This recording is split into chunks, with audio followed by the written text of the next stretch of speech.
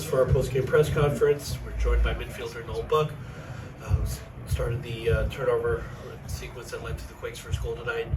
We'll start first with a question from Joseph Dyke at San Jose Mercury News. Noel, what did you see on that play? What was your thought process? What were you saying?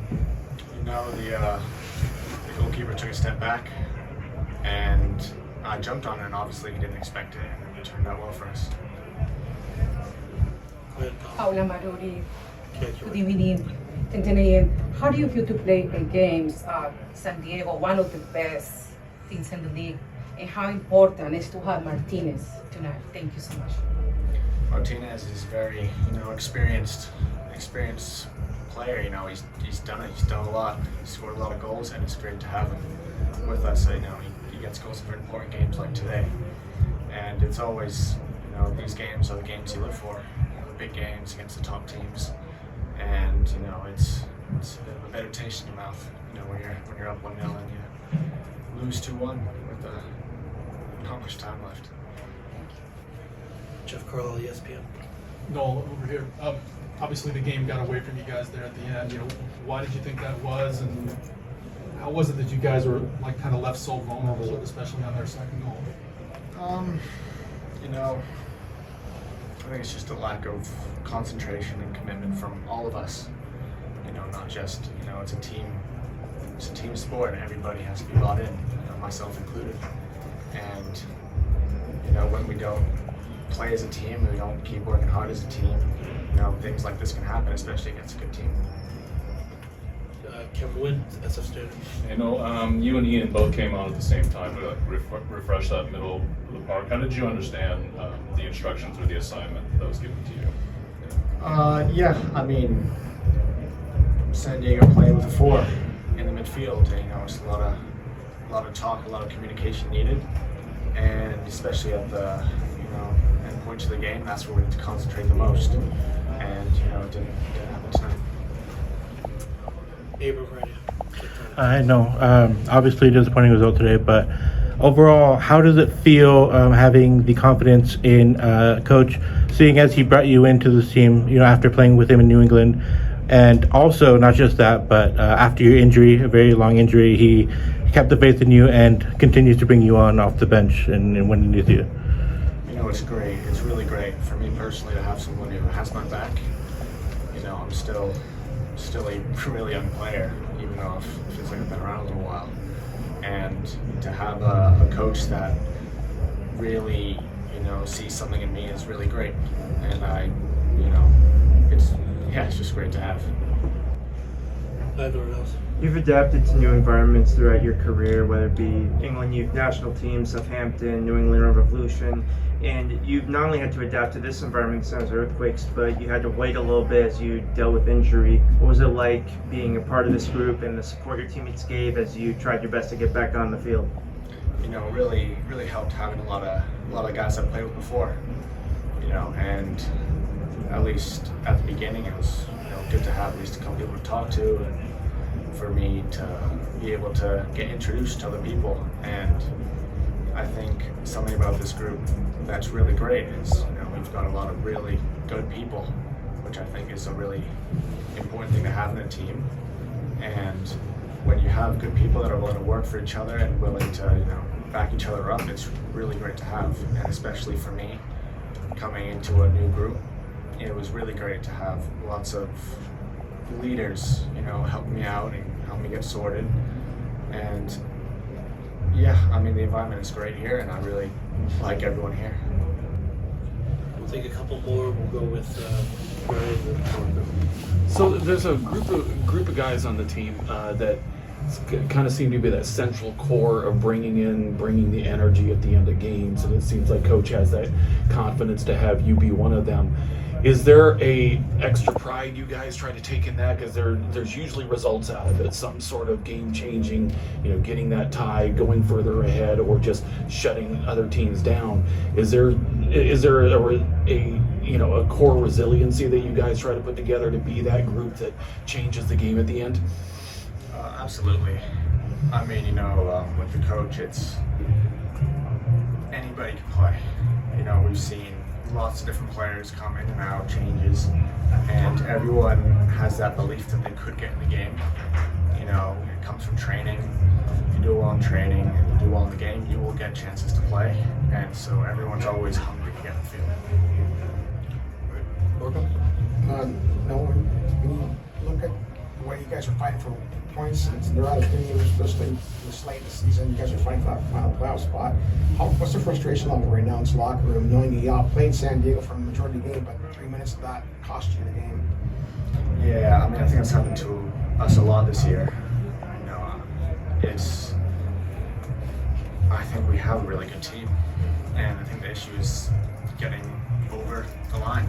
You know, getting that, keeping the 1-0 lead, or just put the ball in the goal. And you know, it's unfortunate, but I know we will keep the belief that we can still make the playoffs and win our next games. And you know, with the quality we have, we should be able to do that. I'm good. Okay, we're joined by head coach, sport director Bruce Arena. We'll start first with a question from Jeff Crawford. Bruce, obviously the game got away from you guys there at the end. You know, why do you think that was? And also the double sub in midfield, bringing on Buck and Harks. You know, what did you see out of your midfield that kind of led you to make that decision? Well, I thought we were a little fatigued at that point. They came in, about the 73rd minute or so? I don't even remember the time. In a game that, it was a game that required a lot of energy. And I thought bringing in some fresh light would help, and obviously Buck helped us in the first goal. And that was the reason for it. I don't think that's why we lost the game by any means. What did you think you lost the game? What did you think you lost the game? We're not a very smart team. Don't know how to compete for 90 plus minutes. Our concentration, you know, imagine getting, I think both goals that they scored at the end of the game came off of thrones. I think thrones originated both goals, certainly the first goal, and I think the second goal as well. No excuse for that. I mean, we converted 3 points in our favor to no points in the closing minutes of the game, so there's no excuses for that. Poor coaching, I would say. A poorly coached team to be able to walk off the field with 0 points after the 81st minute. Next question, quick one. So, what's the frustration level at this point, knowing that you outplayed them for that majority of the game, but then 3 minutes lose it? The scoreboard's the only deciding factor in our sport. We didn't outplay them. They had 2 goals, we had 1. They won the game. They have 3 points. So what needs to change? We weren't the better team. What needs to change then, for this not to happen again going forward? Oh, well, we just mentioned that, didn't we, in the last minute or two?